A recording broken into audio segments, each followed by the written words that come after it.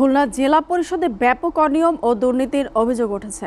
প্রতিষ্ঠানটির প্রশাসনিক কর্মকর্তা এস এম মাহবুবুর রহমানের বিরুদ্ধে ভুয়া প্রকল্প তৈরি, সরকারি সম্পত্তি লিজ দিয়ে অর্থ আত্মসাৎ এবং সহকর্মীদের হয়রানি সহ উঠেছে নানা গুরুতর অভিযোগ। ভুক্তভোগীদের দাবি, দুর্নীতি দমন কমিশন সহ বিভিন্ন দপ্তরে অভিযোগ জানিয়েও কোনো প্রতিকার মিলছে না। ফলে অভিযুক্ত কর্মকর্তা দিন দিন আরও বেপরোয়া হয়ে উঠছেন। খুলনা থেকে রকিবুল ইসলাম মতির প্রতিবেদন। অভিযোগে বলা হয়েছে, ভুয়া প্রকল্প তৈরি করে সাধারণ মানুষের সাথে প্রতারণা, নামে বেনামে জেলা পরিষদের সম্পত্তি লিজ দিয়ে অবৈধভাবে অর্থ উপার্জন, সহকর্মীদের মিথ্যা মামলা দিয়ে হয়রানি, মোটরসাইকেলের নামে তেল তুলে ব্যক্তিগত গাড়ির খরচ চালানো ইত্যাদি করতেন মাহবুবুর রহমান।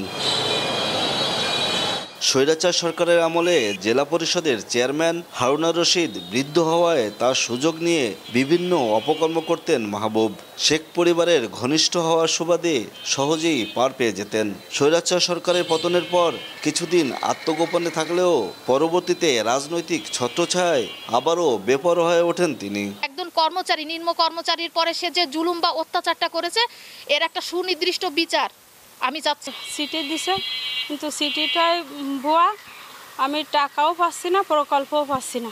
অনেকেই আমরা এগুলো দুদকে দিছি, দুদকের ওখানেও যে কথা বলে আসছি, কিন্তু কোনো রকমের কোনো বিচার আমরা পাইনি।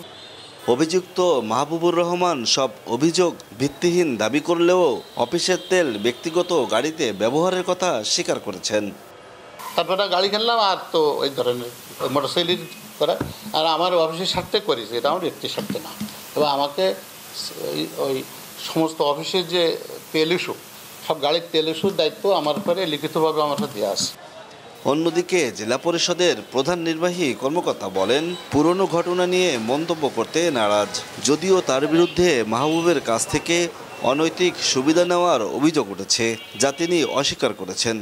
এই প্রকল্প গ্রহণে আমি কোনো কর্মচারী বা আমার দপ্তরের অন্য কাউকে সংশ্লিষ্ট করি নাই, সুতরাং কোন প্রকল্প গেল, কি হলো না হলে এই বিষয়ে কারো জানার বিষয়টা ছিল না।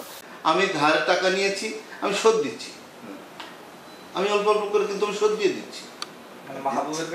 আমি সেখান থেকে অল্প কিছু ধার নিয়েছি, আমার মামার শ্বশুরের কাছ থেকেও নিয়েছি, নিয়ে আমি কাজটা করেছি। আমার তো আর বাড়তি পয়সা না। আপনারা বলেন, আর 5টা পয়সা আমি ঘুষ খাইছি, কোথা থেকে কি নষ্ট করেছি।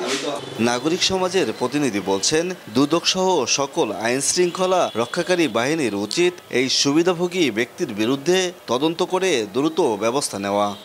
এখন যারা অপরাজনীতি করেন তাদের শেল্টার তিনি নিচ্ছেন, নেওয়ার কারণে যেটা হচ্ছে তিনি আসলে ধরাছোঁয়ার বাইরে থাকছেন, এবং সংশ্লিষ্ট যে প্রতিষ্ঠানগুলো রয়েছে দুদক সহ, তারাও এ ব্যাপারে নির্বিকার কেন, সেটি একটা প্রশ্ন। আমার মনে হয় যে অটোনোমাস প্রতিষ্ঠান যেগুলো রয়েছে, যারা এই অপরাজনীতির মধ্যে নাই, তাদের তো উচিত এই বিষয়টা, যেহেতু এই মানুষটার ব্যাপারে ইতিপূর্বে নানানভাবে অভিযোগ উঠেছে, ফলে সোমোটো হলেও উচিত এই বিষয়টা তদন্ত করে খতিয়ে দেখা। খুলনা জেলা পরিষদের স্বচ্ছতা ফেরাতে এই কর্মকর্তার বিরুদ্ধে দ্রুত নিরপেক্ষ তদন্ত চায় খুলনার সাধারণ মানুষ। রকিবুল ইসলাম মতি, এসএটিভি, খুলনা।